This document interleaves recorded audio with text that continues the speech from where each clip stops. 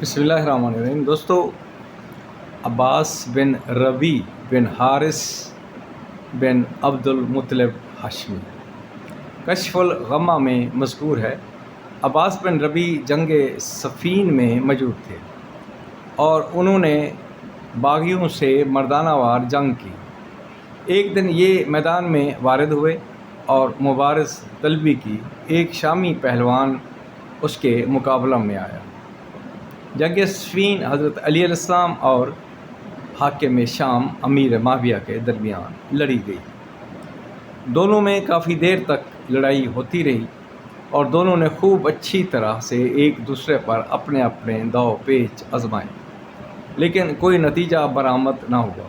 عباس بن ربی رضی اللہ عنہ نے دیکھا کہ مد مقابل کی خود میں ایک مقام سے شگاف ہے، چنانچہ اس نے اس شگاف کے مقام پر تلوار کا بھرپور وار کیا، جس سے شامی پہلوان دوزخ پہنچ گیا۔ یہ منظر دیکھ کر امیر معاویہ نے کہا، جو پہلوان اس جوان کو قتل کرے گا میں اسے بہت سا انعام دوں گا۔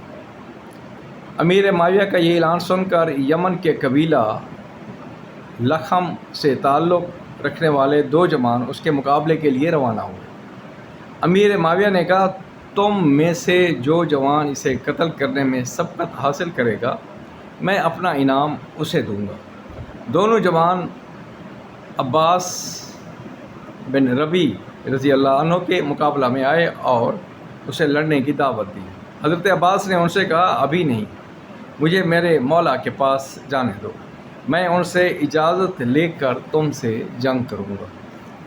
چنانچہ عباس امیر المومنین علیہ السلام کے پاس آئے اور آپ سے اجازت طلب کی۔ امیر المومنین علیہ السلام نے فرمایا، تم اپنی تلوار، لباس اور گھوڑا میرے حوالے کر دو۔ عباس نے آپ کے حکم کی تعمیل کی۔ امیر المومنین علی ابن ابی طالب نے بڑی جلدی سے اس کا لباس خود زیب تن کیا اور اس کے گھوڑے پر بیٹھ کر مذکورہ پہلوانوں کے سامنے آئے۔ انہوں نے آپ کو عباس سمجھ کر کہا، کیا تو نے اپنے آقا سے اجازت لے لی ہے؟ امیر المومنین علی علیہ السلام نے ان کے جواب میں یہ آیت پڑھی، سورہ حج کی آیت نمبر 39، مظلوم قوم کو جنگ کرنے کی اجازت دی جا رہی ہے اور یقیناً اللہ ان کی مدد پر قدرت رکھتا ہے۔ اب دیکھیں، یہاں پہ مولا علی اپنے آپ کو امیر معاویہ کی قوم سے ہی الگ قوم متصور کر کے بتا رہے ہیں اس قرآن مجید کی آیت سے۔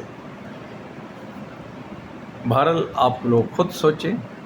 پھر ایک پہلوان جلدی سے آپ کی طرف متوجہ ہوا تو آپ نے اس کے پیٹ پر اتنی مہارت سے تلوار کا وار کیا کہ وہ دو نیم ہو گیا، اور دیکھنے والوں نے سمجھا کہ آپ کا وار کھالی گیا، لیکن جیسے ہی اس کے گھوڑے نے قدم بڑھایا تو وہ اژدر کی طرح سے دو نیم ہو کر دائیں بائیں جا گرا۔ پھر اس کا دوسرا ساتھی آگے بڑھا، حضرت نے اسے بھی پہلے ساتھی کے پاس دوزخ پہنچا دیا۔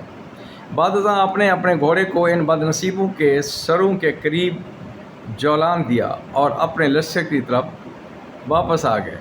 امیر معاویہ جو دور سے جنگ کا یہ منظر دیکھ رہا تھا، اس نے تلوار زنی کے انداز سے سمجھ لیا کہ یہ مقابلہ علی علیہ السلام سے ہے۔ چنانچہ اس نے کہا، میں نے جب بھی اس جوان پر حملہ کیا تو مجھے رسوائی نصیب ہوئی۔ عمر بن عاص رضی اللہ عنہ، یہ بھی صحابی رسول ہیں، لیکن یہ امیر معاویہ کے ساتھ تھے۔ اس نے خوشامدانہ لہجے میں کہا، تو نہیں، تیرے دو پہلوان رسوا ہوئے ہیں۔ امیر معاویہ نے کہا، خاموش رہو، یہ مذاق کا وقت نہیں۔ حضرت عمر بن عاص نے کہا، اگر یہ مذاق کا وقت نہیں تو خدا ان دونوں لخمی جوانوں پر رحمت نازل کرے، اگرچہ مجھے یقین ہے کہ وہ کبھی بھی ان پر رحمت نازل نہیں کرے گا۔ زاہد بخاری۔ تو دوستو، یہاں اہل سنت والجماعت اور شیعہ علی تو مختلف قومیں ہیں، دو مختلف نظریے ہیں، دو مختلف فکر ہیں، ان کو ایک کرنا ناممکن ہے۔ اگر کوئی کہے کہ آپ فرقہ واریت پھیلاتا ہے، نہیں، میں یہ شعور دے رہا ہوں، یہ الگ الگ لوگ ہیں، ان کو الگ الگ رہتے ہوئے جنگ و جدل سے اجتناب کرنا چاہیے۔ زاہد بخاری۔